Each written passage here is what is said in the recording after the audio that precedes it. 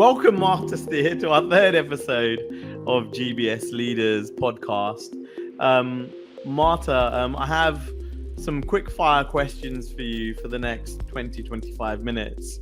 And I'm going to go straight into them. First of all, do you want to kick off with a quick intro about yourself and the role you play? Sure. So Rakesh, thank you for having me today.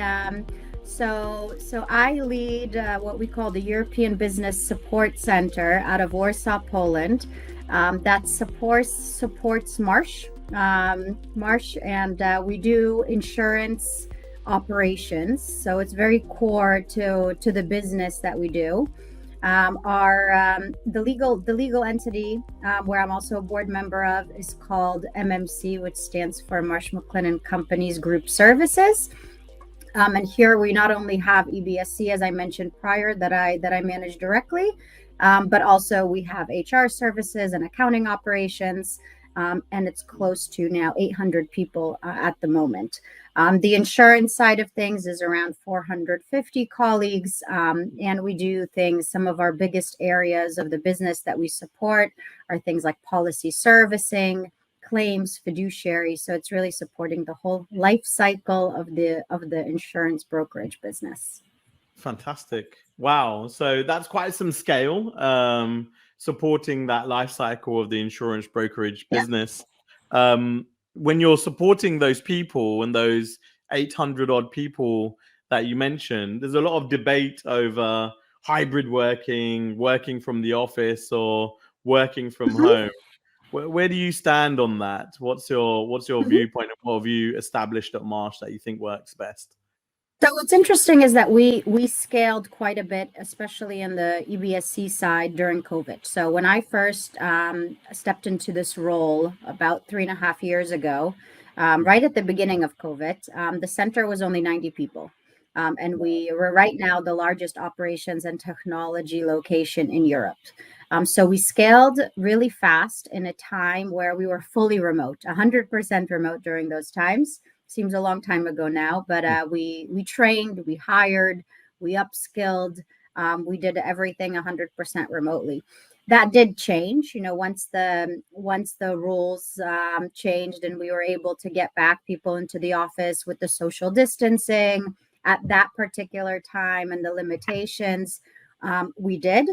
And once the pandemic was officially over, we came back into a hybrid mode of 2 days a week in the office, and 3 days from home as a minimum. Now, as of actually September 18th, we announced internally globally that we're looking to go into a model where it's 3 days a week in the office. And 2 weeks. So still, what we find now, the challenge is that a lot of those that we hired during the pandemic are people who are fully on a remote working contract, who live outside of the city, who are very good workers that we enjoy as part of our team. So those are kind of the exceptions. But I see us moving towards more of a model where the focus will be to hire more people locally that will be able to come to the office, in that flexible hybrid model. Yeah, interesting. So you almost have two models where one, you've got, fully hybrid for everyone, Warsaw based or close to Warsaw, and another model because you hired a lot of people during COVID that are outside of the city altogether. Yes. And it's difficult. There's definitely, a lot of advantages for some of the fully remote and being we do see that individual performance is actually higher when people are working from home. The terms of work-life balance and the flexibility, there's a lot of positive things, but we've also observed some of the challenges that come along with that, and some of those, I do observe that team effectiveness is not as high. It is more difficult when you don't get that time together. I think the learning curve is also a bit higher. I think if you're a young individual starting off your career, going to the office and sitting, being able to ask questions and hear things, I think the amount that you learn is typically faster and greater than if you're on your own. And I think isolation. I think now we're starting to see that there are effects. I mean, I see it even through my daughter, who, wasn't going to school for a very long period of time. You see that there's signs of, isolation, and, that social interaction is still quite important.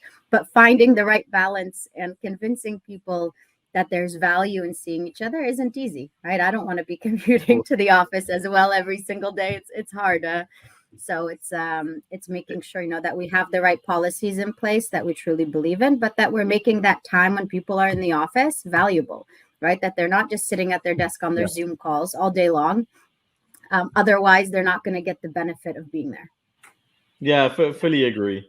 And I myself have to say that there's nothing more motivating, I think, for a lot of people than going out and meeting physically, as opposed to be sitting in a room looking at those four walls all day. Or some people that have big families and small accommodation. I think that's a big challenge as well. So it feels like hybrid is where you've landed, with some pros and cons. So that's interesting. I'm going to move tact a little bit, because Martha, when I think of you, I think of a disruptor, in terms of what you're trying to achieve and what you're doing in the Marsh landscape.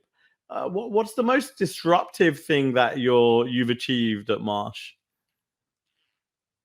So I think just, as I mentioned before, we had this high growth period. And before I joined, I think there was a period of a couple years where the center really was not growing.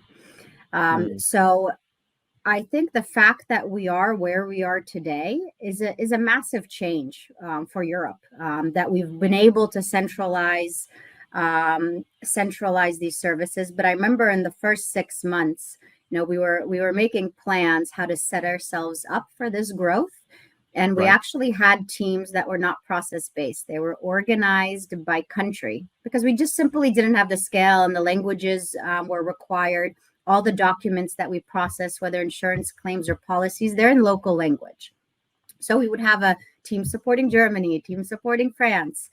And we actually had to so during COVID, we reshuffled everyone. Almost every single person had a different person that they reported to in a different structure. They had to pick an area where they wanted to.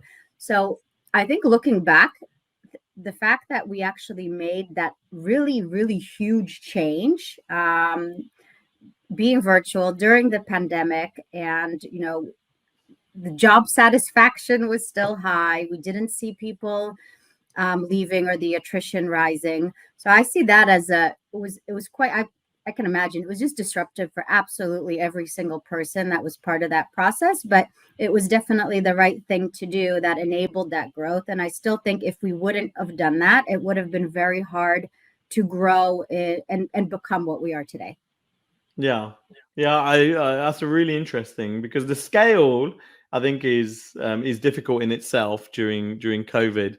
But I think I'm more impressed by that process orientation, because you find a lot of GBS and shared services, they get the wage arbitrage. They've moved from expensive locations into a lower cost hub, and then you find they stop at that place where they have country-based teams.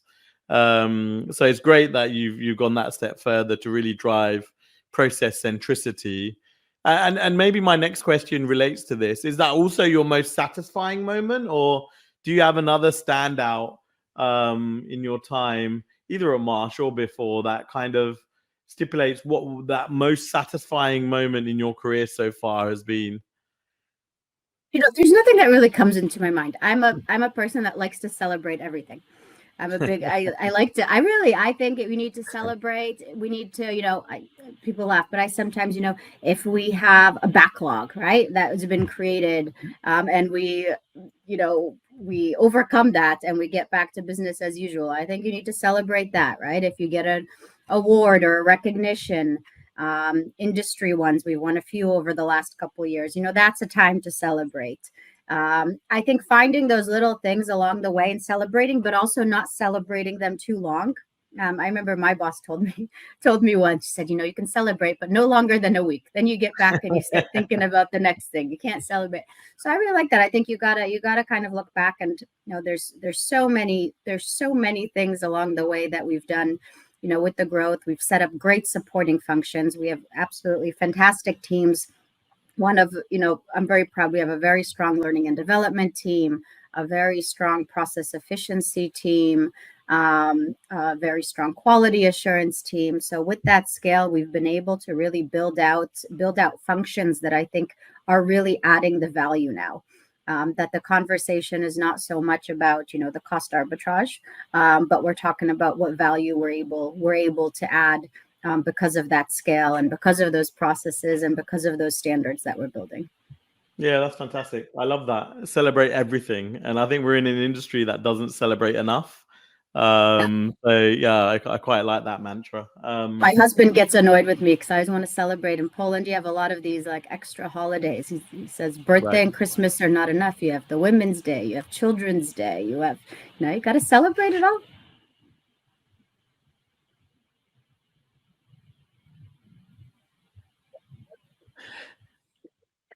Something froze. Yeah, no, you're back. But yes, you got to celebrate. I get that. Women's Yes, Day, Children's Day, all every of them. single opportunity. I'm sure your husband will get used to Exactly. Exactly. that. Yeah. And then if I ask you around, what you think's made the difference? I think when we as consultants talk about transformation, we talk about people, we talk about process, we talk about technology, and the easy answer is all three. But what do you think has made the biggest difference for you in that paradigm of people, process, and technology, and why? So yeah, I mean, let's say it's the golden triangle, right? And I think you definitely need all Yeah. three. But I think it's actually in that order as you say it. So I think you need to start with the people. And you need to have the right people with the right skills and the right roles. Then you need to think about the processes and what are the steps and what are you trying to achieve and get that right. And I think the technology needs to come after you have those two things in place. So I do think all three, but in that order. If that Yeah. makes sense. So people first. No, that makes sense. So you would put people first, and when you put people first, how do you do that best? So, you know, I find that a lot of GBS leaders would say the same thing. Yeah, because let's put people first. But how do we ensure that's not a BS statement? Yeah. And you really are as a business doing people first. Hmm. What do you do? What Hmm. tips do you have, and found to be successful and maybe not so successful in that area? So I think when it comes to colleagues who are working directly in the operations, I do think that the attitude is the most important for me because we can teach a lot of the skills that are needed to do the actual work. I think when I'm recruiting a senior person or a leader to manage a value stream or to manage a function, then obviously you need to have a level of experience and skills that comes with that. Yeah, but I think it's important, setting very clear goals, and doing that together, and then giving people the empowerment and accountability to carry out those plans, as they wish, having a strong trust relationship. I think all of those things, and I think if you have that, and you have the team player mentality, and you're working together to solve the problems along the way, I think the rest will come a lot easier. And really, I've seen a lot of projects fail when you start with the technology, where Hmm. there hasn't been Yeah. enough thought about having the right people in the roles or having the right process already defined, the right standard. If we jump too quickly in that, I think my observations are not only from my company, but what I see on the market and what other companies are doing, why so many of those transformations fail.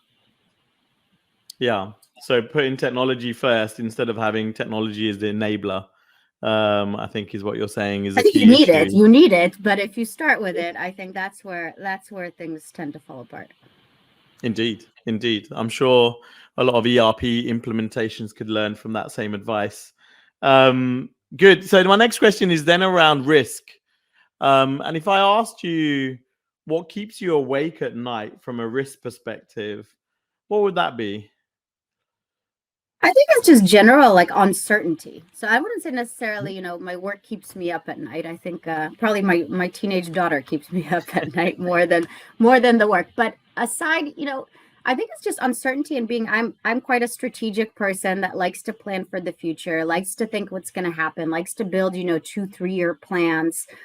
And, I sometimes have to step back and just know that, things might change, in a year's time, something might come, a curveball in all sorts of different ways, that I think you have to be flexible, and you can't, even though you have a plan, and that's great, you have to be able to quickly adjust, if something is thrown at you that is unexpected.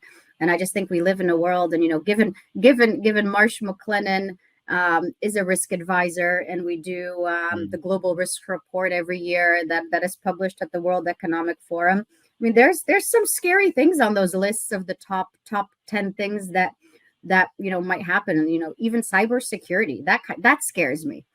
Right? What can happen with data, not even for the company, but as an individual. So I think there's a lot of things that might or might not happen in the world that could affect us personally and professionally. But and you got to plan. Yeah. Nothing that keeps you awake at night too much. No, not too much. I get my beauty sleep, so it's okay. I find ways to disconnect so that I can get a good night's sleep. So I think that's very important. And what do you think others worry about that maybe they shouldn't?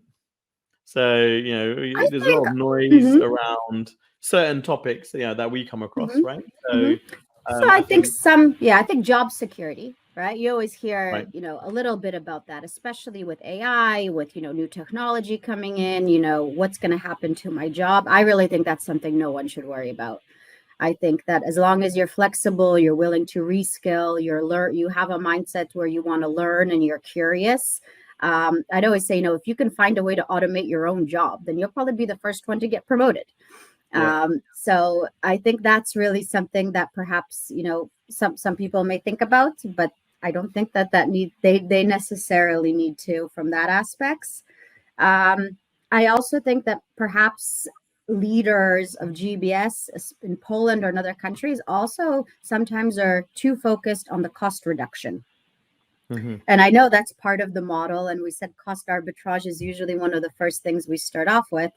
But, we got to focus on how we're going to be adding value, and how we can be a real center of excellence, not just an operations center. And I think, obviously the costs are always going to be important. But if we're solely focused on that, I think that's not the right focus area or the right thing to be worried about. Yeah, interesting. And what about kind of other aspects around, political environment, climate change? Does that impact your strategy around GBS at all? So I think obviously for business planning and resilience, we do a lot of those kind of plans to make sure that any kind of business disruption will have plans to secure our operations for our clients and our colleagues in other countries. There are a lot of things. I think that you should really focus on the things that you have control over. And I think you just need to educate yourself and be aware of what are the potential risks around you. And there's just so many things that we just do not have full control over. So trying our best not to worry about those, and try to just be in the mindset of, if something happens, we're very resilient people, right? If you think about COVID, if you think about the war in the Ukraine, those were really shocking moments for all of us and periods of time. But people get together, and they're extremely resilient by nature. So it's actually quite fascinating to watch and see. And I'm a strong believer that we can get through anything together. Fantastic. Excellent. What a great way to close. We can get through anything together. Yes. Marta, thank you very much. Those were our quick fire questions that we had in mind for today. We've kept it within our 20-minute timetable. So thank you very much for sharing today. And thanks everyone for listening. So are you sleeping at night, Rakesh, or no? I'm not sleeping as much as I should. What is keeping up you at night? Because you sent me an email at 2 a.m. yesterday, so I'm assuming something's keeping you up. My 3 children are keeping me awake at night. Okay. My 5-year-old, my 2.5-year-old, and 1.5-year-old. coming onto my bed and jumping on me is what's keeping me up every Okay. every night. And then I wake up and I think, isn't it now a great time to drop an email to Marta in advance of our podcast? But Well, I hope you have a better sleep night's is sleep definitely one of my priorities for 2024. Okay. Super. It's a pleasure. Thank you so much for having me. Thank you very much. Lovely speaking to you, Marta. Take care. We'll speak again soon. Bye-bye. Bye-bye.